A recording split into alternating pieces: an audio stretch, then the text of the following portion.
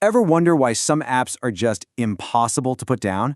Well, today, we're pulling back the curtain on the blueprint companies use to weave their products right into the fabric of our daily lives. I mean, really think about it. You get a spare moment, and before you even know what you're doing, your thumb is heading straight for TikTok, or Instagram, or maybe even Slack. It turns out something like half of our daily actions are just pure habit, done with almost zero conscious thought. And that little reflexive tap, that's not a bug, it's a feature. It's the end result of a brilliantly designed psychological loop called the Hook model. It's a whole framework built for one thing, creating unprompted user engagement. And that's the holy grail, right?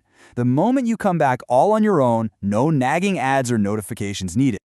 So here's the key. For these tech companies, getting you to form a habit around their product isn't just nice to have, it's the ultimate prize. It's a total game changer for their business, and it means they don't have to rely on spending tons of money on ads. See, when a product becomes a habit, a few really powerful things happen for the company. First off, you stick around way longer, which boosts your lifetime value. You also get a lot less picky about price changes, and maybe the best part of all, you're way more likely to tell your friends about it, which creates this amazing engine for growth that costs them basically nothing. So how in the world do they do it?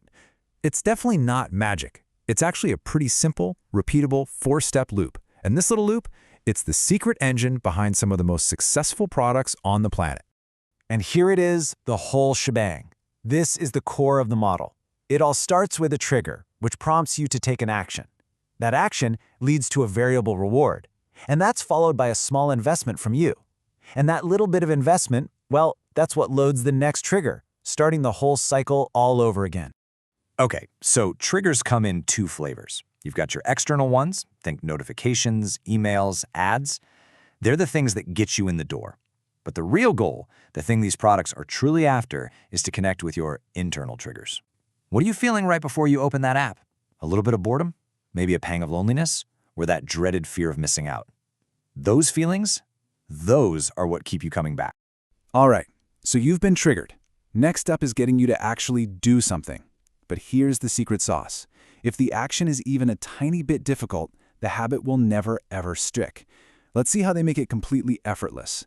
It all comes down to this deceptively simple formula. For any behavior to happen, you need three things at the exact same time. You need the motivation to do it, the ability to get it done super easily, and a trigger to spark the whole thing. Take away just one of those, and poof, the action doesn't happen. Now think about this. Trying to boost someone's motivation is really hard, and it's expensive. So what do companies do instead? They focus relentlessly, obsessively on the ability part.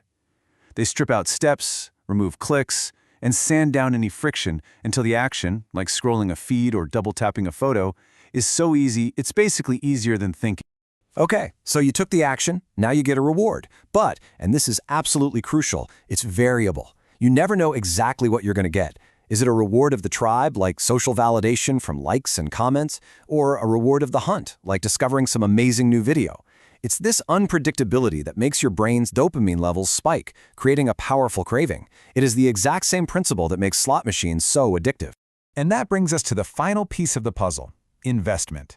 This is where you do a tiny bit of work that actually makes the app better for you the next time you use it. You follow someone, you post a photo, you build a playlist. Each one of these small investments makes the product stickier and loads the trigger for your next visit. You're not just a user anymore, you're actively building value inside the app. All right, so that's the theory. But what does this look like out in the wild? In the apps you're probably scrolling through right now. Let's break down how a few of them put this model into action. Let's just take TikTok. Your internal trigger, boredom. The action, an incredibly simple swipe up. The variable reward, an endless, unpredictable feed of videos. And your investment, a like, a comment, a follow, that teaches the algorithm what you want, making the next reward even more irresistible. You can see how these apps have just mastered this loop, turning a quick check-in into a powerful, reflexive habit. But, building these incredibly powerful psychological hooks, it brings up a really important question. What's the moral responsibility of the person designing it? When does good design cross the line from influence into manipulation? Well, there's this really useful way to think about it, called the Manipulation Matrix. It asks two pretty simple questions. First, would the person who made this thing actually use it themselves? And second, does it genuinely improve the user's life? Ideally, you want to be in that top left corner, a facilitator. That's someone building a product they truly believe in, one that actually helps people. You see, when it's used ethically, this model isn't really about manipulation at all. It's about connecting a person's problem with a helpful solution, over and over until it becomes a positive, healthy habit. Understanding this architecture is like getting to look under the hood. You can finally see the design behind your own habits, and you can also see how these same ideas could help people exercise more, or learn a language, or even save money. And that's what's so empowering. This knowledge gives you the ability to be a much more mindful consumer of technology. You can start to recognize when you're being pulled through one of these loops and decide for yourself which habits you actually want in your life. So the question to leave you with is this: are your habits serving you?